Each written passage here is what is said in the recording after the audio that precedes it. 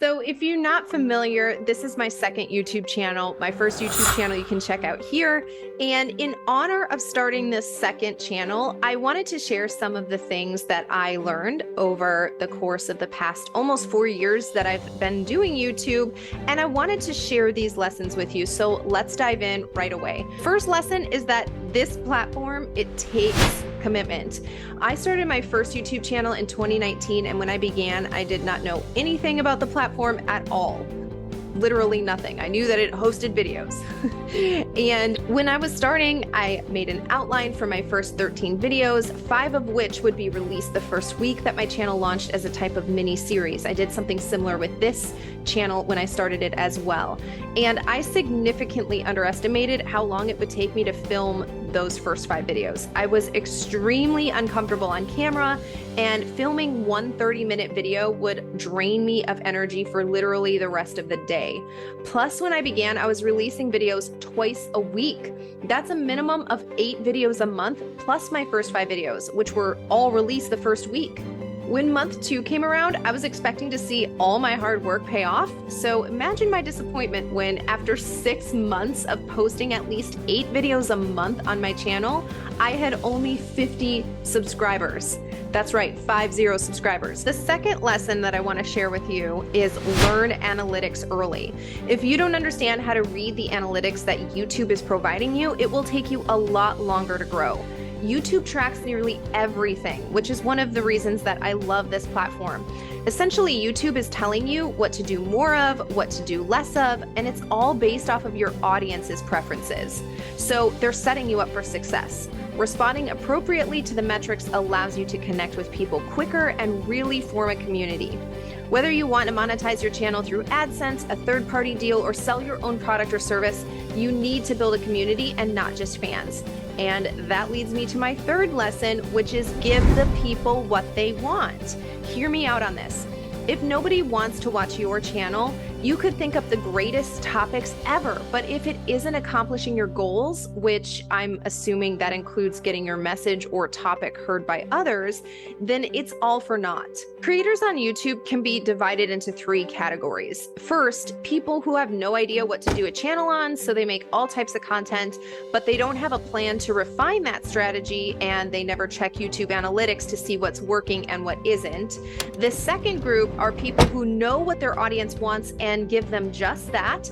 And the third group of people are those who know what their audience wants before their audience knows what they want. If you don't know where to begin, think about a problem that you have wanted to solve in your own life and solve that for people in the best way that you possibly can right now. Document it, film it, edit it, put it up on YouTube. And as your audience leaves you feedback in the comments, their watch time, their likes, their shares, all of this is leaving you clues. So pay attention and take these video styles and topics into account and double down on what your audience wants. As you progress, start thinking 2 and 3 steps ahead of your audience. If you just solved question A for them, what is their next question? What is the next thing that you can do in order to add value to their life and help them solve a problem that maybe they don't even know that they have just yet because they aren't thinking that far in advance?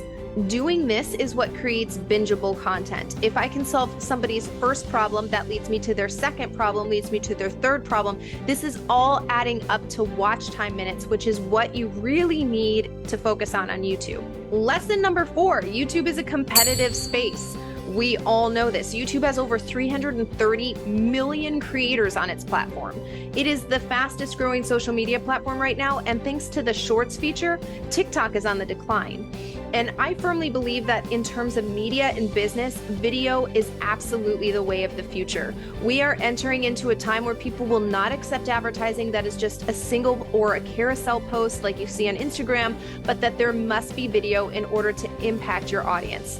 And if you are launching a YouTube channel as part of your larger business strategy, this can only help you. Get good at creating content via video, and you will naturally have a leg up on your competition when it comes to advertising. YouTube is a competitive space because anybody has access to it. YouTube is specifically structured to make you do the work on your own to prove that you are worth paying to stay on the platform. And they do that because once you hit 10,000 subscribers, they will then help push out your content. And no other platform does this. You don't get paid on Instagram simply for reaching 1,000 followers or having 4,000 hours of watch time views from your reels. YouTube is truly a unique platform, but you need to be prepared to do the work and to adjust your strategy if it isn't working. Lesson number 5, I highly recommend that you invest in a course or you spend time learning as much as possible about YouTube before you start your channel, because this will save you so much frustration around the content creation part of YouTube. In lesson number 1, I told you that I only had 50 subscribers in my first 6 months on YouTube. At month 6, I enrolled in a $10,000 course to teach me about YouTube. And by the way, at the time, that was literally all my money. 4 months later, not only did I hit 1,000 subscribers, but I hit all my watch time hours as well, and my channel was able to be monetized. Even more shocking than that, less than a year later, my channel hit 10,000 subscribers and YouTube started helping me push out my content, and even more features were unlocked on my channel. I also want to mention that up until this point, this was the only thing that I had invested in for my YouTube channel. I was still filming videos on my phone. I had bought a $20 lapel mic from Amazon around month 4, but beyond that, I had never invested in anything else for my channel. That single $10,000 investment has earned me back tenfold that amount of money from YouTube alone. This goes to show you that if you have great content and you understand YouTube, you don't need the fanciest camera or microphone or setup to film your videos on. And in fact, I highly suggest people do not invest in those things until you understand the platform. So many people quit YouTube because they don't understand the platform, and then not only does that lead to disappointment for the creator around the amount of time that they spent creating all their content, but also around the amount of investments that they made in the nice camera and the fancy mic and the nice set, which they thought would translate into watch time and subscribers. But when it comes to YouTube, you are the secret. Your perspective is why people are coming to your channel. So be good on your cell phone before you try to buy a $2,000 camera. I want you to invest in yourself and your channel. I just want you to invest in the things that will actually make a difference. If you struggle with being on film, maybe you need to get a confidence coach, or you need to start scripting out your videos. Create a ritual around the day that you film so that it's something that you look forward to and not something that you dread. Invest in the things that will make you a better YouTuber. Cameras and mics won't make you more confident, add more value to your information, or give you charisma. Lesson number 6, YouTube takes commitment. Nope, I'm not repeating myself. I'm listing this lesson twice. This lesson is especially necessary for you to grasp if you have a habit of starting something and not following through with it. YouTube takes time. It takes time to see the results on your investment, and unless you know YouTube very well and have helped other people start channels or grow their channels, it can be a slow process. And I don't say this to speak anything negative over you or put fear in you. I just think that most people don't understand what it takes to create a YouTube channel when they begin. Then when they recognize that it takes so much longer to write a script, to film the video, to edit the video, to upload it, to ensure that the video is optimized, they haven't even thought about a title or a thumbnail yet at this point, and that alone is also taking forever to produce. Then they finally release the video and nothing. No views, no likes, no shares. Then they quit. Your motivation for creating videos needs to be deeper than superficial likes. It needs to be because you know what you are doing is valuable. You have to be willing to add to the information space without immediate gratification. And if that isn't you, get the commitment part right first before you start producing your videos. It will pay off in the long run. And speaking of thumbnails, that's my next lesson.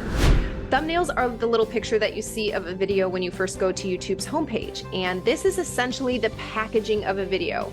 This plays an enormous role in somebody's decision to click on your video or not. So even if YouTube does help you push out your videos, whether somebody wants to click on it or not is all up to the human. So the thumbnail and the title are the most important packaging parts of your video. Think of the thumbnail as the classic blue, pink, and white packaging for an Oreo container, while the name Oreo is the title. The contents inside the package, meaning the video itself, is what will keep people coming back for more. Additionally, like Oreos, there are ingredients that you can manufacture and bake into your content in order to create environment for your audience to keep returning. And as a side note, there are 23 chemicals inside an Oreo that are specifically designed to make you eat more than just one.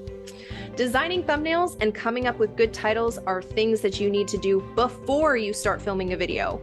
Getting a good thumbnail and title will make or break your video, especially when you are just starting and you have to compete with everybody on YouTube. Getting good at designing these thumbnails or finding a good graphic designer that you can outsource them to are key to the success of your channel.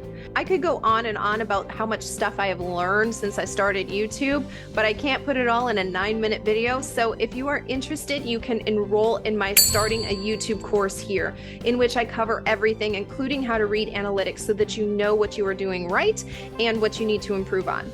And as just a fun little bonus thing, I've included my very first YouTube video in the description of this video. You can go and watch that and you can compare it to this one or one of the other ones that I've just released on this new channel. I hope that you will subscribe to this channel. I will be giving you tons of business tips on entrepreneurial motivation, marketing, and other things to help you start your business. That's all I have for you today, and I will see you in the next video.